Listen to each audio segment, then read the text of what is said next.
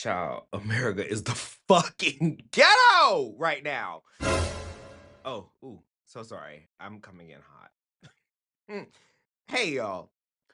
Let's rewind the clock. Picture it. Watts, Los Angeles, California, 1965.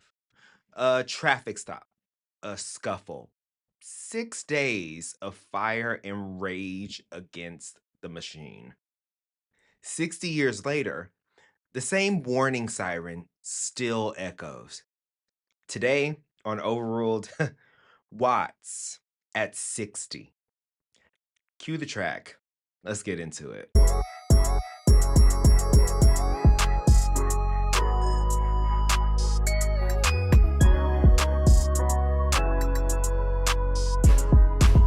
What's going on, y'all?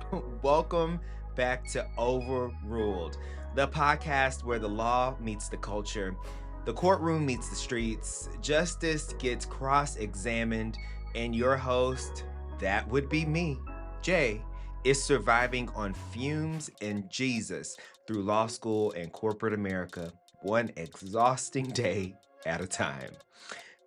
Again, it's me. We're back after a little bit of a break. But you wouldn't know about the break because of all the episodes I've recorded. But anyway, today we're putting Watts on the docket for a full examination. 60 years after the uprising that shook Los Angeles, forced America to look at itself in the mirror, and left us with two questions we have yet to answer. What causes rebellion?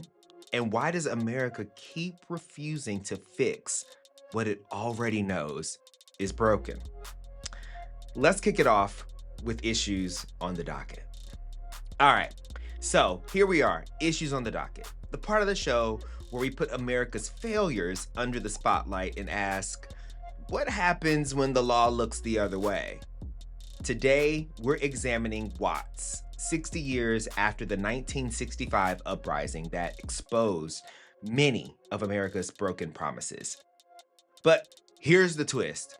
If you've never set foot in Watts, you still know this story because its impacts are alive in Flint, in Ferguson, in Jackson, in Minneapolis. Watts was the opening statement. The rest of America has been the case file ever since. So, to kick things off, let's go back to 2024. In 2024, testing revealed lead above federal limits in Watts' drinking water, including in Nickerson Gardens, the largest public housing complex west of the Mississippi. One sample measured 22 parts per billion. Now, the EPA says that it is action required once you hit 15 parts per billion. Okay, just making sure you understand how big of a difference they're looking at. Lead in water is more than a violation. It's a death sentence, almost. It stunts growth, damages brains, and erases futures before they even get a chance to begin. If this sounds familiar, it's because it is. See also Flint, Michigan. They became infamous for the same crisis back in 2014. Jackson, Mississippi lost its water system in 2022. Different zip codes, same neglect. And just like Watts, the communities most affected are of color and poor. Now, pipes aren't the only thing corroded in Watts. Policy is too. And you can see it in the numbers. Corroded pipes. Oh, I'm so childish. Anyway, back to the show. Let's move on to story number 2. So today, nearly 1 in 3 Watts households lives below the poverty line. Now, that means only 58% as a result graduate from high school compared to 85% nationwide. From that amount, just 9%, single digits, earn a bachelor's degree. while the California average is 4 times that, 36%. Watts is not an outlier, okay? Let's look at the United States as a whole. In Detroit, the poverty rate sits at 30%, more than double the national average. In Newark, New Jersey, it's 24%. In Ferguson, Missouri, it was 22% back in 2020. This disparity isn't random. It's systemic. Poverty is not a natural disaster. It's policy, built by zoning laws that boxed families in, by school funding formulas that starved classrooms, by infrastructure dollars that bypassed entire neighborhoods. Watts was the proof case, proof of concept, if you will. The rest of America has been the replication. And here's the kicker, as if you needed another fucking kicker. America already had the solution on paper more than half a century ago. Moving into our third story here in the segment, we're going to talk about the Kerner Report. After Watts and the uprisings that followed, President Lyndon Johnson commissioned the Kerner Report in 1968. Its famous warning: America was moving toward 2 societies, one black, one white, separate and unequal. It called for massive federal investment in housing, jobs, and education. But the recommendations were shelved. Now, in 2025, on the 60th anniversary of Watts, an updated Kerner Redux Report repeats the same warning. Poverty, racial inequality, and police mistrust are tinder for unrest.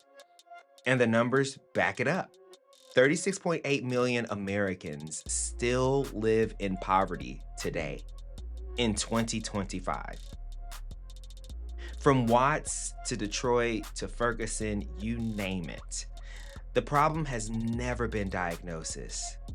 It's been political will. So today's docket gives us 3 major charges: poisoned water, entrenched poverty, and a government that's been recycling the same warnings for 60 years. If you don't know Watts, you know Flint, you know Jackson, you know Ferguson.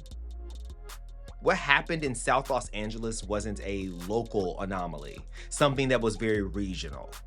It was the opening act in a national tragedy, still underway. Now, coming up, the case that changed everything, baby, where we'll examine how 2 competing visions after Watts, one from the state and one from the movement, set the path America chose, and the justice it chose not to deliver. Stay with us. We'll be right back. Hey, y'all. Welcome back and to the case that changed everything, where we revisit the legal and policy battles that didn't just shape history, but still decide how justice, or injustice rather, gets handed out today. Usually, case means a courtroom ruling, but this time the case was fought on paper through 2 very different reports.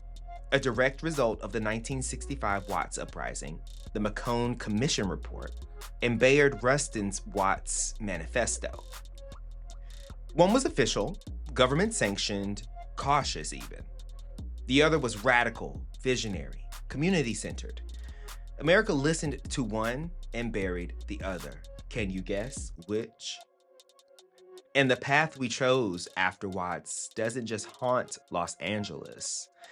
It reverberates through Detroit, Newark, Chicago, Ferguson, Minneapolis, every city where inequality has set the stage for flames and uprising.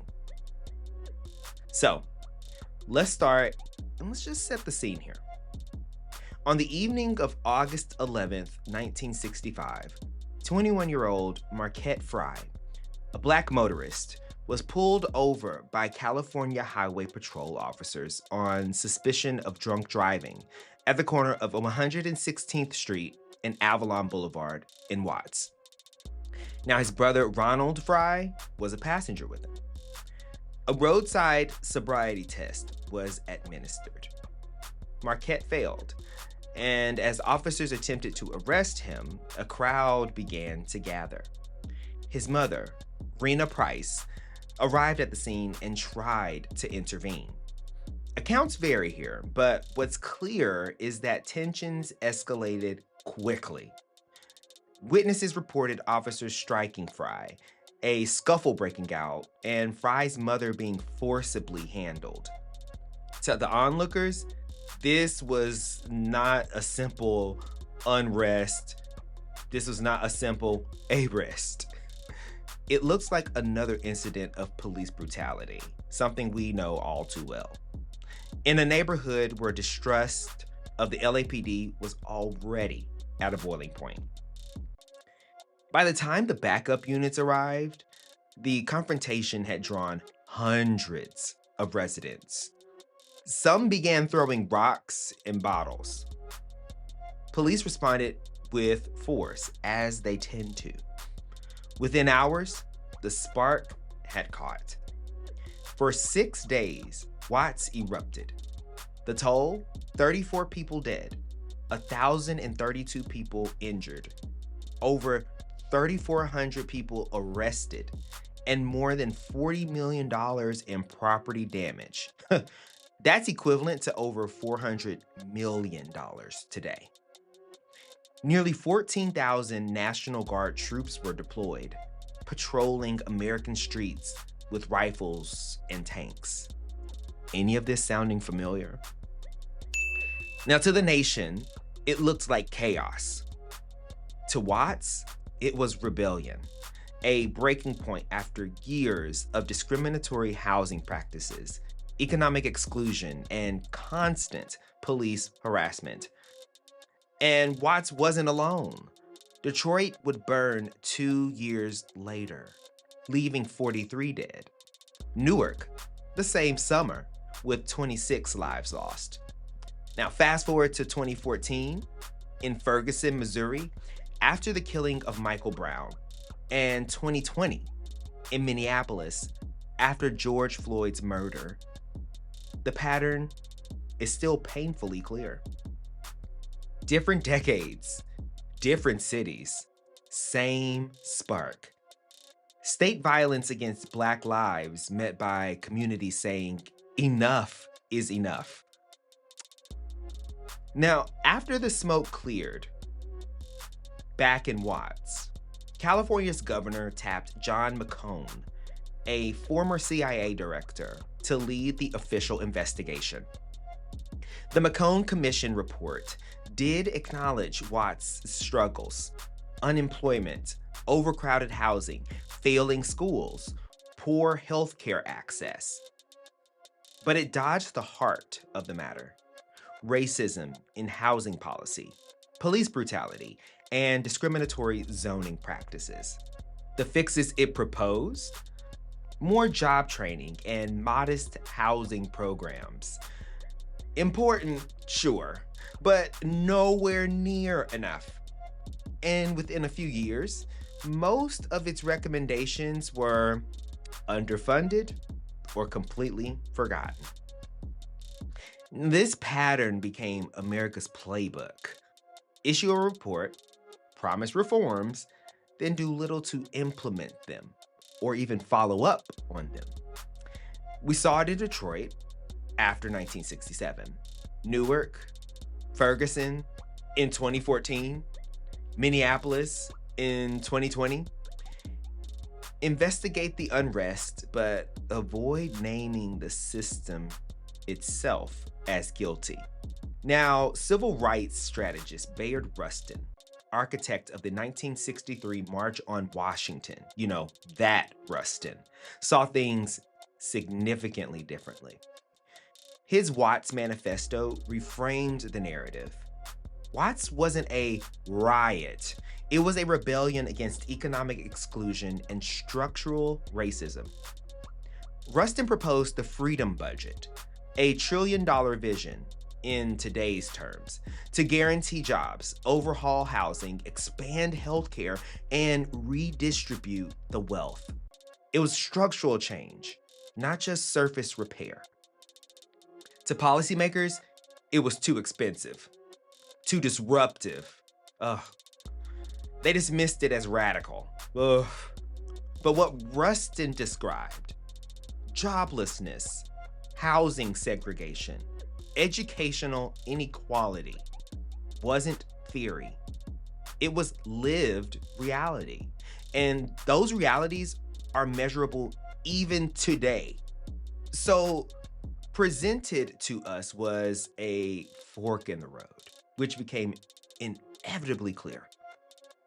McCone's case, Watts was about bad conditions, a few training programs, a few new apartments, and order would return. Rustin's case, Watts was systemic.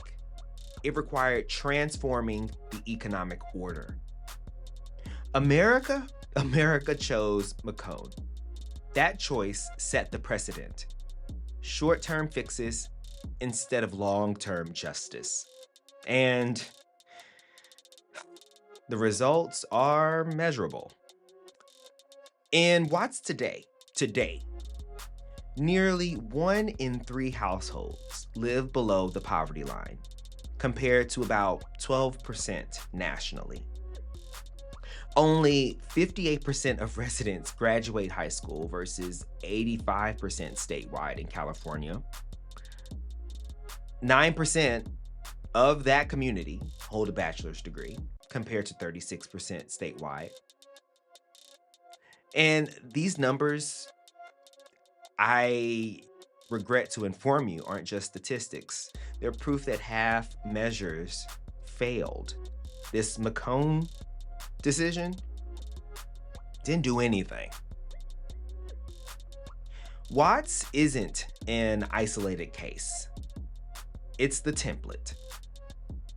Detroit, 1967, 43 killed. Today, Detroit's poverty rate is 30%, more than double the national average.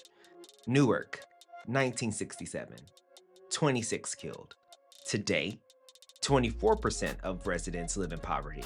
Again, nearly twice the national rate. Ferguson, 2014. DOJ found the city balancing its budget on fines from mostly Black residents. In 2020, 22% of Ferguson's residents still lived in poverty. Minneapolis, 2020. George Floyd's murder ignited global protests. Yet Minneapolis's Black residents still face an unemployment rate nearly double that of white residents. Every one of these cities, and then the ones I didn't even mention, tell the same story. Systemic inequality reports written, commissions filed, and still inequality persists. There is a deeper issue here. In 2025, the Kerner Redux Report repeated what was said in 1968. America remains separate and unequal. Poverty, racial inequality, and police mistrust are still tinder for unrest. And we've seen it, you've seen it, on the news, or just walking through your own cities. And here is the ultimate irony. Rustin's so-called radical views and ideas, they're actually now mainstream debate topics and approaches. Universal basic income pilots in Stockton and Denver have shown direct cash payments reduce poverty and improve stability. California's Reparations Task Force released a sweeping report in 2023 recommending compensation and systemic reforms. And I'll note here, shit hasn't happened as a result of that report. Housing justice campaigns in New York, Minnesota, and beyond are demanding affordable housing as a human right. In other words, The case America buried in 1966 is being retried in 2025 because the evidence of failure has only piled higher and higher. So, what's the case that changed everything? It wasn't a Supreme Court ruling this time around. It was the choice between McCone's half measures and Rustin's full vision. America chose the easier case, and the proof is everywhere. In Watt's poverty statistics, Detroit's unemployment lines, Newark's underfunded schools, Ferguson's municipal fines, and Minneapolis's racial disparities. The real verdict? The blueprint for justice has been sitting in plain sight for 60 years. We just haven't had the political will, or leaders specifically, to see it through. So, let's take a quick break, and we'll be right back, and we're going straight into the objection. We ain't got no time to waste. All right, y'all, let's jump right on in, okay? This is Objection, Your Honor. And today, I object to the way this country treats justice like a delayed shipment on back order. 60 years late, and still no fucking delivery date in sight. Still, no justice. This year, as we mark the 60th anniversary of the Watts Uprising, America is still standing 10 toes down in the same courtroom, still presenting the same excuses, still calling injustice by softer names to make itself feel better. But here's the truth. Calling it unrest instead of rebellion doesn't change the fucking verdict. Watts was Exhibit A then. Detroit, Newark, Ferguson, Minneapolis, they're exhibits B through Z. And the prosecution rests because the evidence is fucking overwhelming. Equal protection under the 14th Amendment. If you don't know what that is, I encourage you to Google. Pause, Google, come back. Still not delivered those equal protections. Today, civil rights statutes meant to outlaw discrimination. That's laughable. Written into law, but under-enforced, undermined, or outright ignored. Environmental justice? The Clean Water Act says lead in your water is unlawful. And yet, Watts residents are still pouring poison from their faucets in 2025. This isn't a legal mystery. There are no unknowns here. It's not a gray area. It's negligence on the record. The law exists, but the enforcement vanishes the moment you step into a poor black or brown neighborhood, period. That's not injustice. It's malpractice. It's unconstitutional. It's incensing. It is bullshit. We've had commissions do all of these reports. We've had blue ribbon panels. We've had think tanks and task forces. And what have we gotten, folks? Band-aids on bullet wounds. The McCone Commission told us Watts' problems could be solved with vocational training.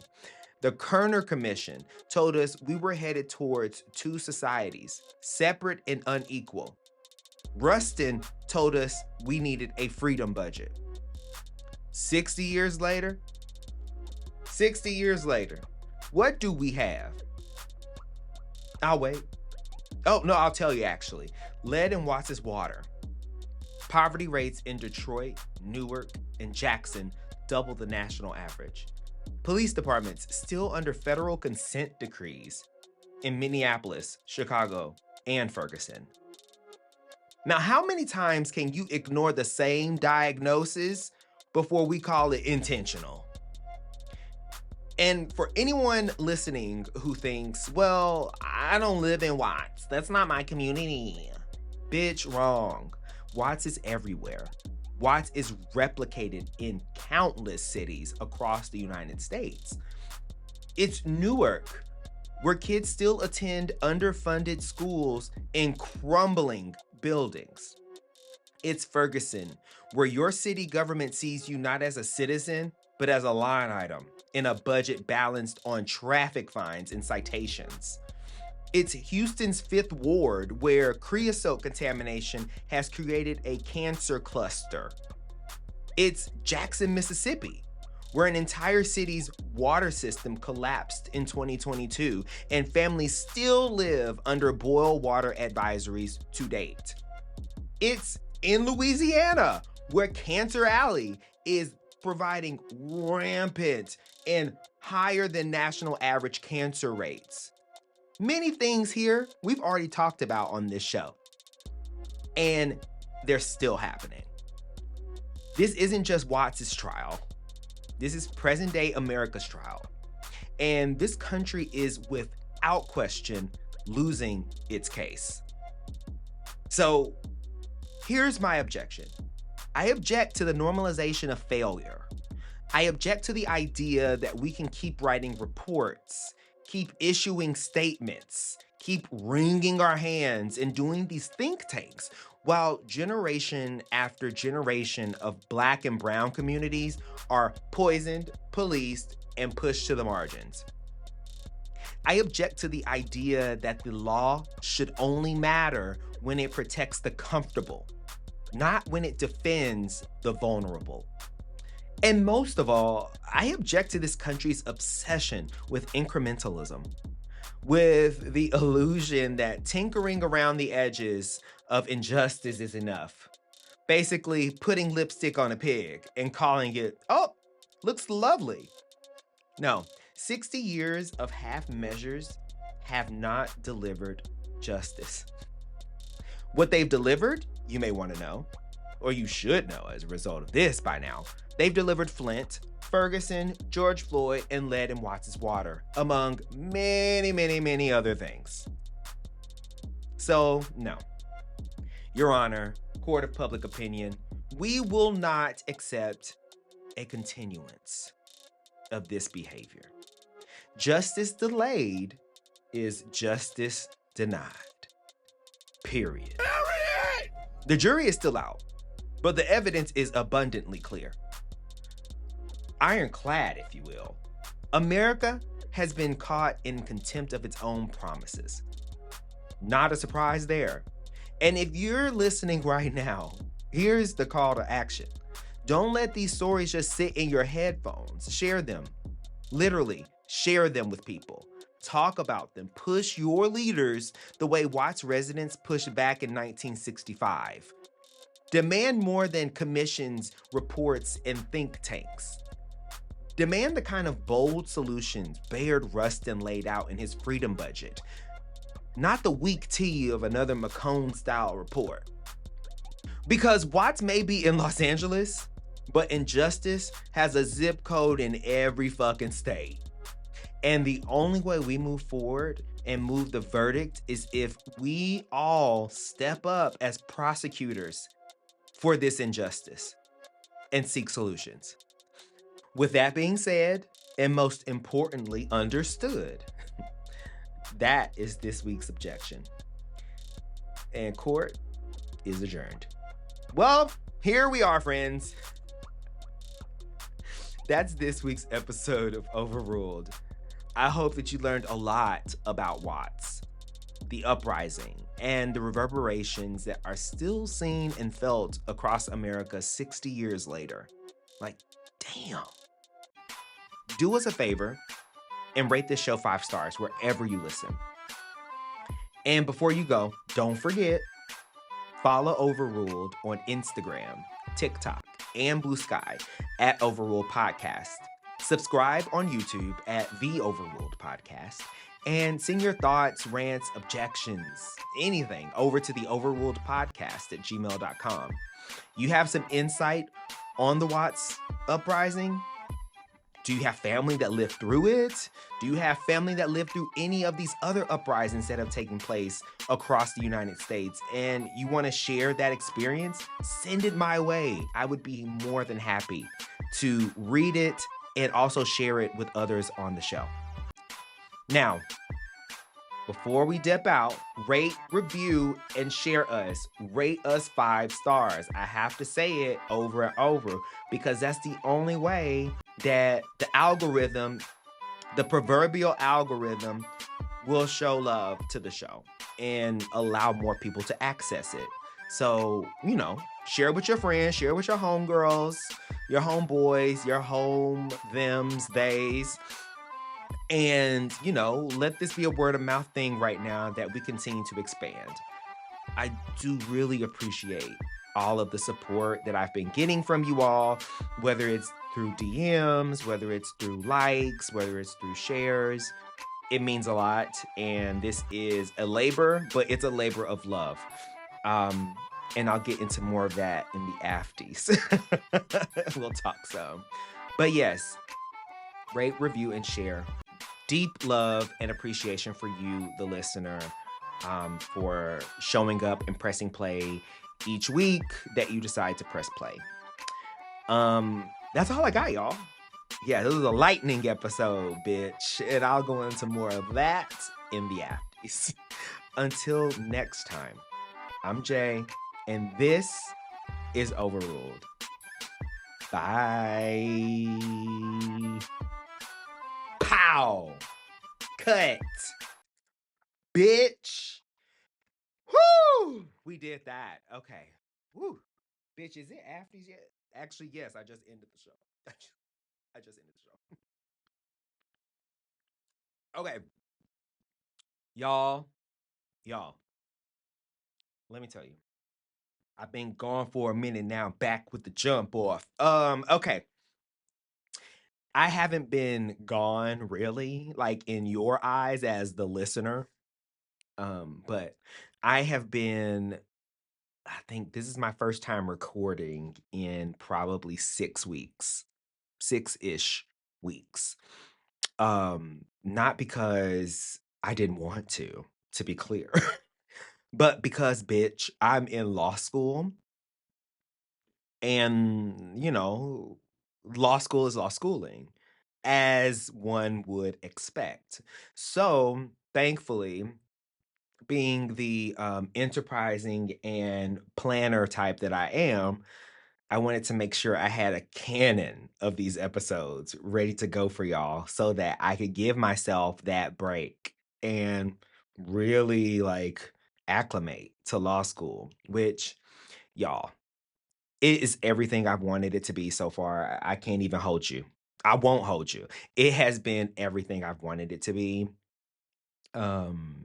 Knowing why I'm doing it, and then also knowing kind of the emotional pull it's had on me since I was a little kid. It makes this entire experience that much sweeter. You know what I'm saying? So it may not be law school for you, but you know what I'm talking about with that thing that you have that you've always wanted to do, and through whatever life, it hasn't happened. But when it finally happens, you're like, oh man, this is it. That's how law school has been for me. And I'm so thankful and appreciative of that. I mean, also, just to be totally, you know what? Hold on. Hold on. Squirrel. I got distracted. Wait. This is my This is my drink for afties. What I have right here in this cup is a iced coffee with some not iced coffee. I have an iced latte in here. With some vanilla cream, oat milk, and like 2 or 3 shots of espresso. That's where we're at, because that's what we need. Now, back to what I was saying, because I got to give y'all the drink of the day for afties. Anyway, so law school it's been a lot. It's required a lot of me as far as um, kind of reorganizing my day, reorganizing how I go about planning, how I go about lifing, right? And so I'm thankful I had this canon of episodes in, but I started to near the end of that canon where it was like, bitch, you better get back in there. You better get to work. And so here we are. But I will say at the end of all of this, like, no kidding, one of the things that I appreciate the most is that seeing what's happening in real time in America, it only confirms for me why I'm in law school. Like, it is showing me, yeah, you need to be there while you're doing all these other things because America is the fucking ghetto. And you don't need me to tell you that.